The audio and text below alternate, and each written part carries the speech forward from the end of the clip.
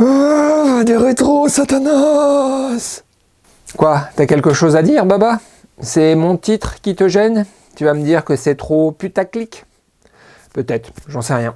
Ce que je peux dire, c'est que si j'avais vu ce titre dans mes suggestions YouTube, j'aurais cliqué dessus. Si je fais cette vidéo, c'est pour tous ceux qui n'y connaissent rien en champignons et qui cherchent à développer une activité à domicile. Quand on est novice, on n'a pas de vision d'ensemble et c'est donc très difficile d'imaginer si on est en capacité de générer un revenu avec une activité qu'on découvre. Dans cette vidéo, j'aimerais vous décrire tout ce que vous devriez faire pour générer 1000 € de revenus complémentaires à domicile avec la culture des champignons comestibles. Alors déjà, vous pouvez me demander pourquoi j'ai choisi les champignons pour créer ma nouvelle activité. Alors la première raison fondamentale et que vous devriez prendre en compte avant de vous lancer dans une activité, c'est la joie. Faire pousser des champignons, ça m'amuse, ça me motive, c'est une activité qui parle à mon enfant intérieur. Et alors si vous ne savez pas si cette activité est faite pour vous, avant d'aller plus loin, achetez un kit de champignons prêts à fructifier et amusez-vous quelque temps avec ça. On ne se lance pas dans une nouvelle activité pour générer 1000 € par mois, ni même 10 000 €. On se lance dans une nouvelle activité parce que l'on sent l'enthousiasme en nous à l'idée de la pratiquer. En seconde raison, je dirais qu'une activité qui répond aux besoins de base résonne mieux avec la vibration actuelle du monde. Oh non, mais arrête là, je te connais plus. Tu nous parles d'enfant intérieur, de vibration du monde. T'es sûr que ça va bien? Tu sais que dans le genre Stropharia, il y a quelques variétés assez chargées en psilocybine. Vas-y doucement, mon gars. Ah merci Baba, non, je ne savais pas. Tu sais, je suis encore un grand débutant. Mais dans tous les cas, je te rassure, je n'ai rien pris d'illicite. Quand je parle de vibration du monde, ce n'est pas forcément ésotérique. Je veux dire que l'on sent bien tous au fond de nous que ça tourne mal. Mais comme je vous avais promis de l'enthousiasme pour 2022, alors je préfère me concentrer sur ce qui peut me donner de la joie et qui a du sens. Donc produire de la nourriture, ça a du sens pour moi et les champignons sont une source de nourriture de grande valeur, je trouve. Ils sont riches en protéines et pourraient remplacer la viande. Mais surtout, les champignons sont utilisés depuis des siècles dans la pharmacopée chinoise et plus largement asiatique. Les champignons ont pour la plupart des propriétés immunostimulantes, anti-inflammatoires, antioxydantes, antitumorales, cardio- ou hépatoprotectrices, antibactériennes, antiparasitaires, antibiotiques et eubiotiques pour un retour à la vie. En troisième choix, je dirais que c'est une activité rentable. Et je ne parle pas exclusivement en termes d'argent. Produire de la nourriture, c'est souvent associé à l'idée de beaucoup d'efforts et peu de récompenses. Alors pourquoi, selon moi, le champignon est rentable? Premièrement, il faut peu pour produire beaucoup. C'est-à-dire que le champignon a juste besoin d'un substrat riche en carbone, donc de la paille ou du bois. Mais sachez qu'il y a une multitude d'autres matières que l'on peut utiliser. La paille et le bois sont une base très bon marché. À titre d'exemple, 1 kg de granulés de paille compressée vaut environ 50 centimes. Et si je travaille correctement, à partir d'1 kg de paille, je peux produire 750 g de pleurote. On parle d'efficacité biologique. Sachez que certains myciculteurs arrivent à dépasser les 100%. Ce qui veut dire que je peux transformer 50 centimes en 15 € en environ 60 jours et sur une toute petite surface. Mais on y reviendra un peu plus loin, justement pour déterminer la capacité de production de notre domicile.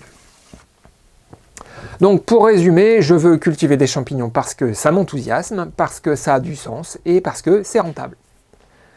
Alors maintenant, comment on doit s'y prendre pour produire ces champignons comestibles et générer par exemple 1000 € par mois de revenus? Partons du postulat que c'est possible de générer cette somme par mois dans votre domicile. On ne sait pas encore si c'est possible, mais partons sur cette base pour faire simple. Pour gagner 1000 € par mois, je dois vendre environ 70 kg de pleurote à 15 € le kilo. Mettons de côté l'aspect vente pour nous concentrer sur le volet production. Mon domicile a-t-il la capacité d'accueillir 70 kg de production mensuelle de pleurote? Disons que je suis très débutant et que mon efficacité biologique sera plutôt autour de 50%. Ce qui veut dire que je vais devoir trouver 140 kg de paille ou de sciure de bois tous les mois. 140 kg représente environ la moitié d'une grosse balle de paille ou de foin. La paille et la sciure n'ont pas la même masse volumique, et donc la sciure est plus dense que la paille, ce qui veut dire que selon le substrat que vous utilisez, il va falloir plus ou moins de seaux ou de sacs pour le contenir. Dans mon exemple, je vais vous parler de la paille, car elle me semble beaucoup plus facile à trouver. Dans un seau de 30 litres, j'arrive à tasser environ 4 kg de paille sèche, ce qui veut dire que je dois utiliser environ 35 seaux de 30 litres pour contenir mes 140 kg de paille. Faisons entrer dans l'équation une nouvelle donnée. Pour vendre nos pleurotes, disons que dans un premier temps, nous allons utiliser le marché hebdomadaire de notre village. Donc chaque semaine, je devrais récolter environ 17 kg sur 8 seaux. La semaine va devenir un peu notre échelle de temps pour notre production. Je sais maintenant que je vais devoir chaque semaine trouver 32 kg de paille ou de sciure et remplir 8 seaux de 30 litres. Continuons à faire entrer de nouvelles données dans l'équation. Pour produire du pleurote, il faut attendre 3 semaines à partir du moment où on a ensemencé ou lardé nos seaux. Ce qui veut dire que l'on va devoir stocker 3 fois 8 seaux, soit 24 seaux. Sachant que l'on peut facilement empiler 4 voire 5 seaux, il va falloir trouver une place pour 6 piles de 4 seaux, disons environ 6 mètres carrés. Étant donné que la période de fructification est courte par rapport à la période de colonisation, il va falloir trouver un endroit d'environ 6 mètres carrés avec une température idéalement de 25 degrés et plutôt sombre pour laisser au mycélium le temps de coloniser tout le substrat. Est-ce que vous avez une pièce assez proche de ces conditions? Sinon, il va falloir trouver des solutions pour s'en rapprocher. Le plus souvent, il faudra chauffer un peu plus une pièce de votre maison. La pièce d'incubation est pour moi le premier facteur limitant dans mon projet champignon. Je vais utiliser une sorte de placard d'un peu plus de 2 mètres carrés dans lequel je vais pouvoir empiler une dizaine de seaux et stocker une dizaine de sacs de mycélium sur grain. Cette pièce est intéressante dans le sens où elle est juste derrière le poêle à bois et donc proche des 25 degrés. Il y a peu de lumière.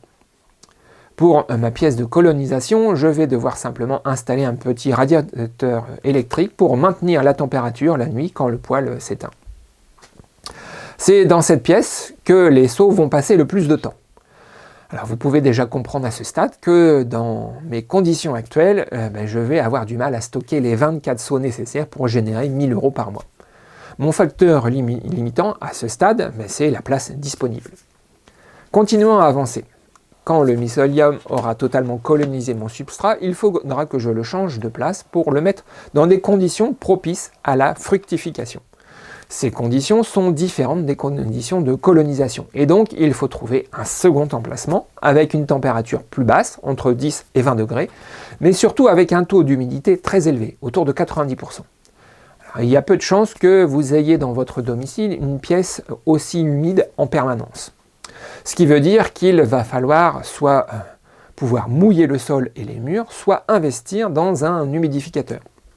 Pour ma part, pour mettre à fructifier mes seaux, je vais les descendre dans la cave où la température est plus fraîche et où je peux facilement jeter un seau d'eau sur le sol pour faire monter le taux d'humidité. Logiquement, je devrais retrouver en permanence 8 seaux en train de fructifier chaque semaine. Mais il se trouve que la fructification des pleurotes peut s'étaler sur 2 voire 3 éclosions, si je peux dire. En bref, il y a une première grosse récolte, puis un temps de latence pour avoir une seconde récolte plus faible, et ainsi de suite. Ce qui veut dire que je vais devoir accueillir plusieurs générations de seaux. J'estime avec mon niveau d'expérience de débutant pouvoir conserver les seaux 3 semaines, soit encore 24 seaux. Et là encore, la place me manque sur les étagères nouvellement fabriquées pour ça. Je vais pouvoir accueillir au mieux 16 seaux. À nouveau, je suis limité par les conditions de base de mon domicile. Pour résumer les conditions que vous devez trouver pour générer 1 000 € avec les champignons comestibles. Il faut chaque semaine trouver 32 kg de paille ou de sciure pour remplir 8 seaux de 30 litres, stocker 24 seaux dans une pièce d'environ 6 mètres carrés avec une température de 25 degrés et plutôt sombre, et faire fructifier 8 seaux par semaine sur une période de 3 semaines dans une pièce d'environ 6 mètres carrés également, mais avec des conditions de température plus basses, mais un degré d'humidité de 90% et avec une lumière indirecte. Ça en fait des conditions. Pour entretenir ce roulement de production, il faudra une cinquantaine de seaux de 30 litres, ce qui devrait vous coûter un peu plus de 350 € livrés chez vous. Alors il y a une donnée de l'équation que j'ai volontairement écartée pour l'instant, c'est le mycélium. Pour larder nos seaux de paille ou de sciure, il faut du mycélium. Étant donné que nous sommes débutants, nous pouvons considérer qu'il faut au minimum 10% du poids total du substrat humide. Dans notre exemple, un seau contient 4 kg de paille sèche, ce qui correspond approximativement à 8 kg de paille humide. Ce qui veut dire qu'il faut 800 g de mycélium pour larder chaque seau, soit 6 kg 400 g pour nos 8 seaux hebdomadaires. Ici, vous avez deux options. Soit vous considérez que vous avez déjà beaucoup à faire avec votre objectif de 1 000 € par mois, et donc vous décidez d'acheter le mycélium, ce qui veut dire que vous allez réduire votre marge. Pour notre production mensuelle de 70 kg de pleurote, il faudra acheter 8 sacs de 3 kg de mycélium, ce qui vous coûtera un peu plus de 120 € chez la Mycosphère. Si vous choisissez cette option, je vous conseille de commander les 8 sacs d'un coup et de les stocker au frigo. Vous aurez un meilleur prix.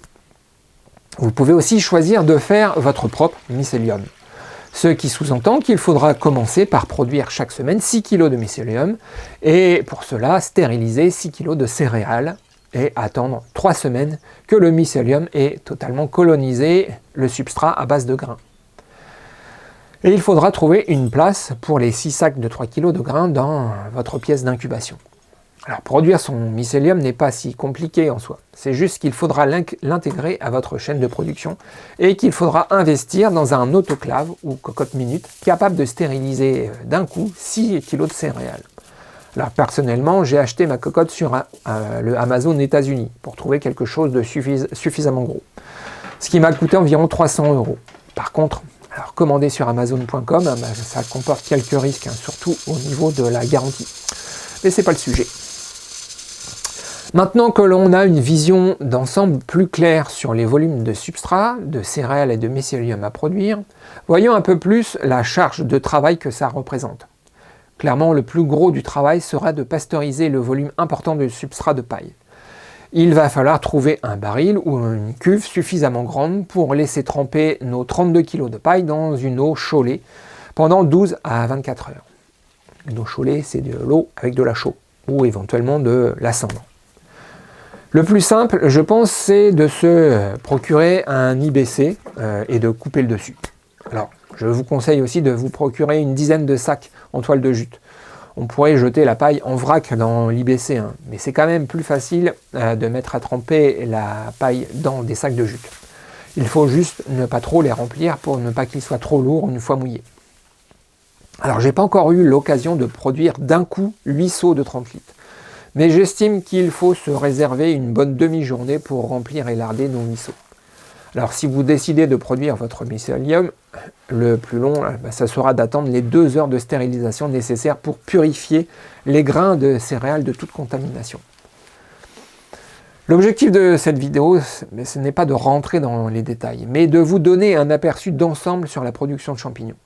Quand j'ai commencé à cultiver mes champignons, je n'avais pas d'idée précise sur ma capacité de production, sans avoir à trop modifier mon contexte de base. Avant d'investir dans cette activité, je veux pouvoir la tester à moindre coût. Quand j'aurai mis en place une sorte de routine dans ma production et que j'aurai une meilleure idée sur ma capacité à écouler ma production, je serai en mesure de pouvoir mieux dimensionner ma ferme à champignons. Je trouve que la production de champignons peut facilement s'accorder avec un projet d'autonomie. Les champignons trouveront aussi leur place dans votre potager et plus largement sur tout votre terrain. Le sujet est vaste et ça fera l'objet d'autres vidéos. En attendant, je vous dis à bientôt.